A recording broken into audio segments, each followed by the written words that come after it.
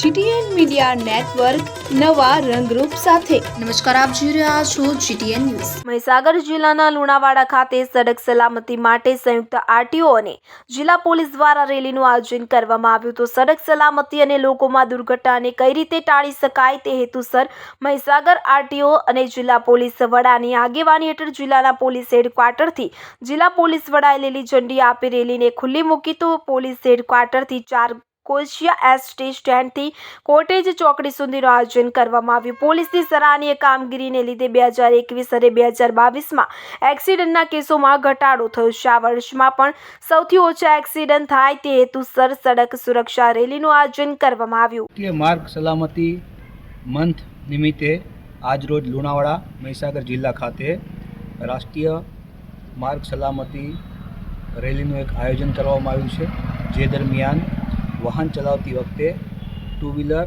4 wheeler અને મોટા વાહન ચાલકોએ શું ધ્યાન રાખવું તેના માટે એક અવેરનેસની રેલી કાઢવામાં આવી છે, જે અંતર્ગત લગભગ 50થી 60 જેટલા 2 વ્હીલર TRBના જવાનો, ટ્રાફિક પોલીસ અને વાહન વ્યવહાર ખાતાના અધિકારીઓ પણ જોડાયેલા છે અને આરટીઓના અધિકારીઓ પણ આની સાથે જોડાયેલા છે।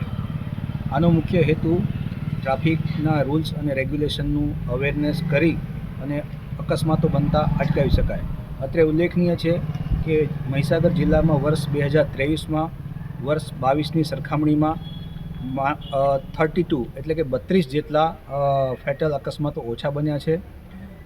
એના માટે હું સમગ્ર જિલ્લા પોલીસ તંત્રએ જે મહેનત કરી છે એને આભારી રહીશ અને એમને અભિનંદન આપીશ।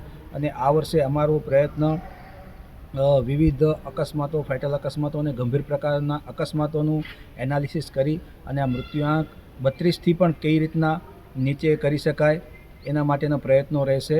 માનનીય ગૃહમંત્રી શ્રીની હર્ષ સંઘવી સાહેબ જ્યારે મહીસાગર જિલ્લાની મુલાકાતે આવેલા ત્યારે તેમણે આ બાબતે ખૂબ જ પ્રશંસા વ્યક્ત કરી હતી અને આનંદની લાગણી વ્યક્ત કરી હતી।